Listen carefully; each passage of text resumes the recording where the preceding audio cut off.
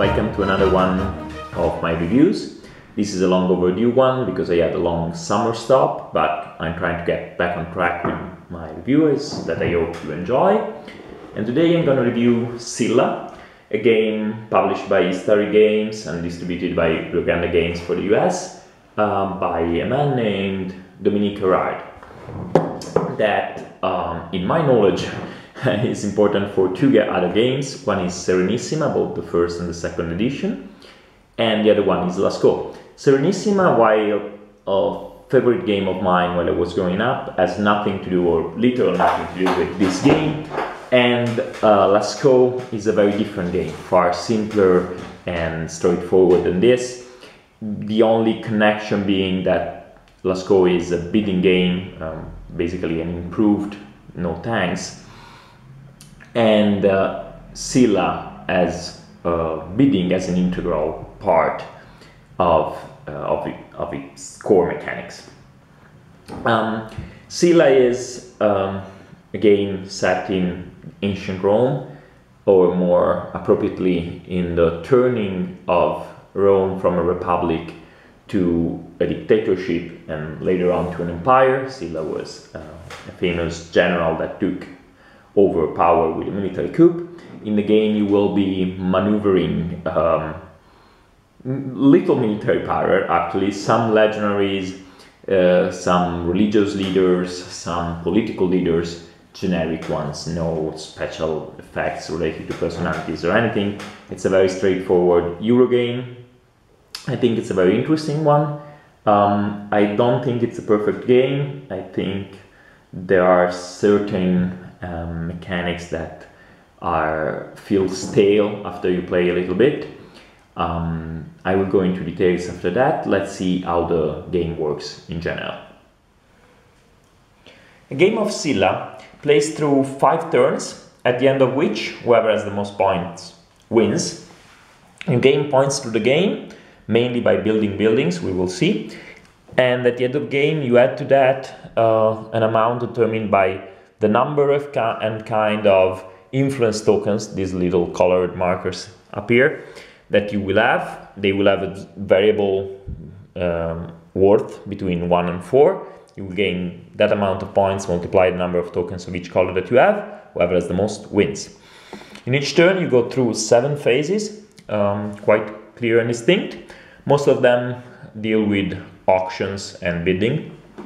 First thing you do is bid for the first console title, which is also the first player in most situations. This is not included in the game, but serves well. And you bid any amount of money from your pool. It's not a simultaneous bidding and it's not an unlimited bidding. The previous turn first console bids a certain amount, then the player after him can increase or pass, and so forth and so on until each and every one of the players has had the opportunity to do so. So you only get to bid once or pass once. When he is determined the first console, he gains one of these tokens of his choice. You go to the second phase.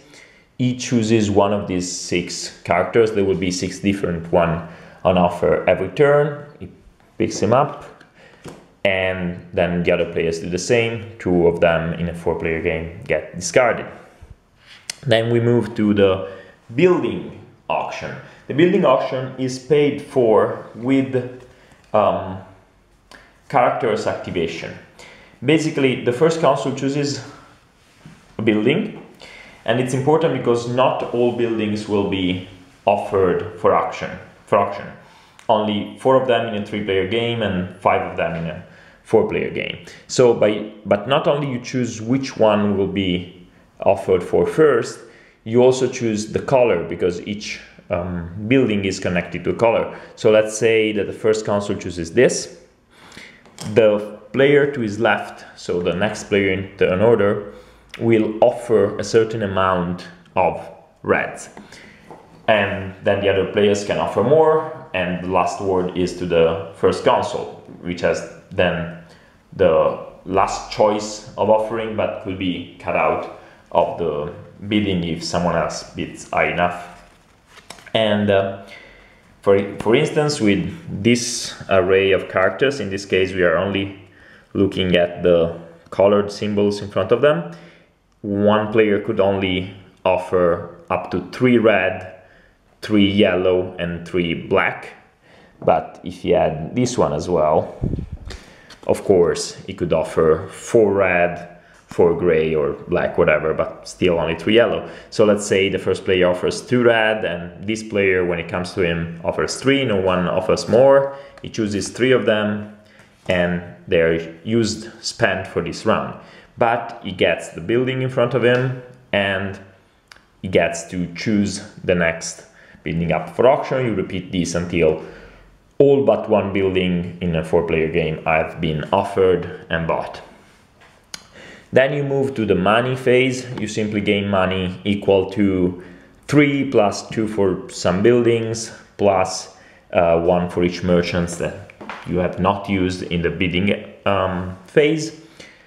Some of the building will be activated during this phase. Notably, you can gain influence tokens, you can change the value with certain buildings. Then you move to a very interesting phase, which is the influence phase. Here on the right, you can see 4 events. One of them is always the same, the other 3 will change through the game.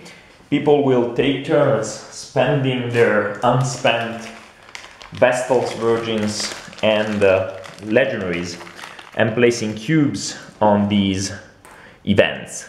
Some of them accommodate only tokens related to cubes related to legendaries, other to Vestal Virgins, some of them have both. So at the end of the turn there will be something like this. At this point all the events are evaluated, and whoever has the most cubes on each of them gains something. In this case, blue would gain 1 token here, 1 token here, and 1 point here. Red would gain 1 here, and etc. etc. If you die, you both gain. But most importantly, you are trying to prevent these events with your cubes. The 2 events with the less cubes are activated, the other 2 are not activated. Furthermore, the one with the most cubes, so let's say it was like this one will be discarded from the game entirely. Events are all bad. They can take away cards, buildings, or specific cards, reduce the value of certain tokens, etc. In case of a tie, all decisions go to the first console. That's why it's very important to be first console in this game. So in this case, for example, this would be removed, but if this was the situation, the first console will have the choice of which one of these 3 is not prevented.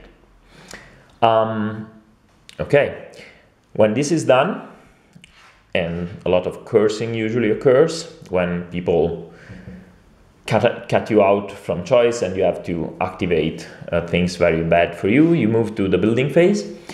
They work, most of them work the same, but basically you bid a certain amount of money and there are certain conditions in which you can get points. You can either choose to get less points but a sure thing, or compete for cheaper points, but you only get them if you are the one that bids the most or second most.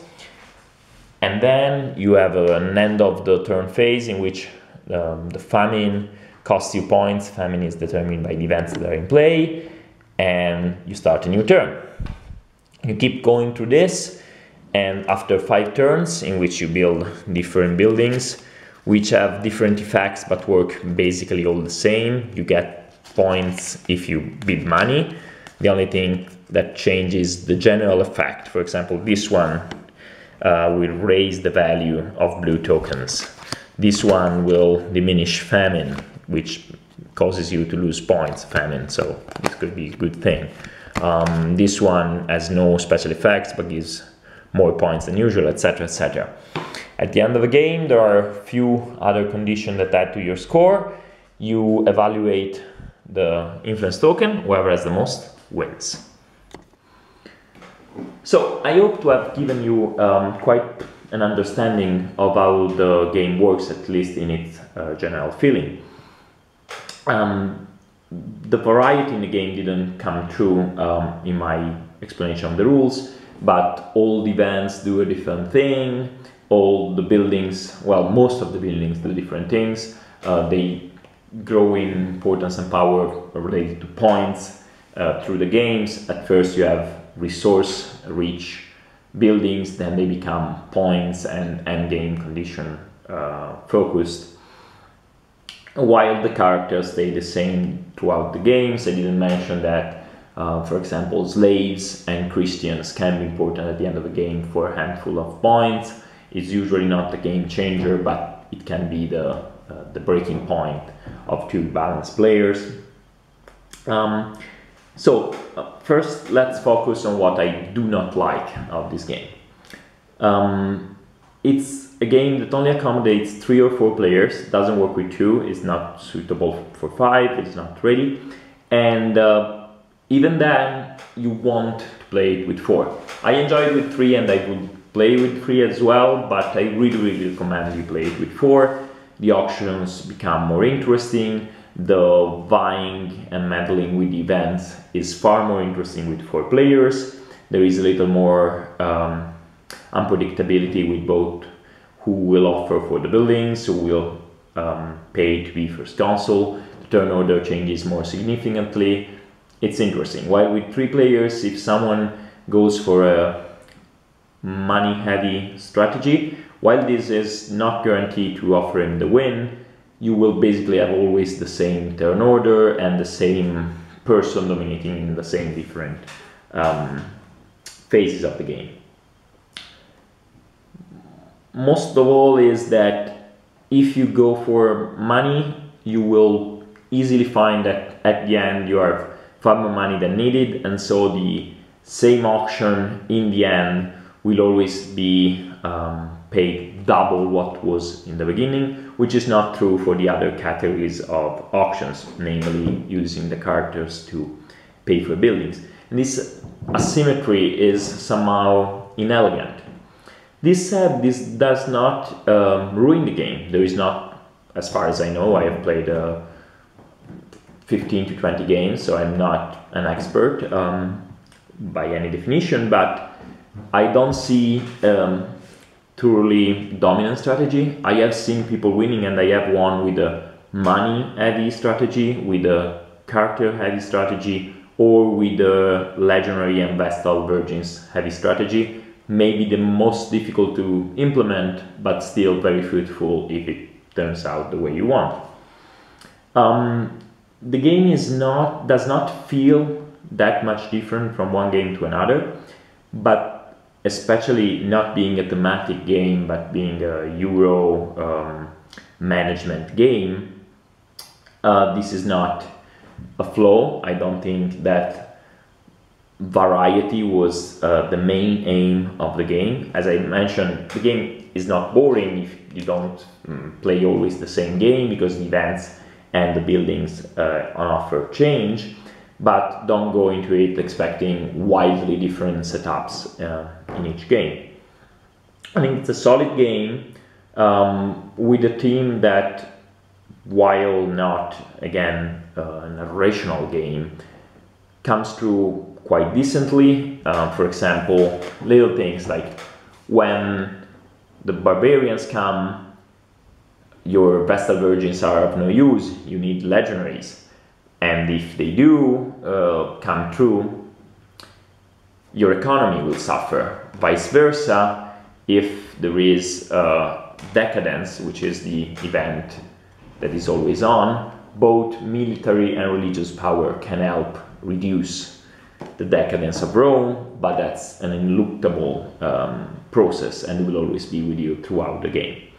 I think the game is really interesting. It's not funny in a haha way, and it rarely has a turning moment or a coup de théâtre event that shocks you. It's more of a steady progression in which you have quite a good idea of who is winning, but you can work on that because a lot of points come from the influence points, and the influence markers value can be modified by players to different action during the game.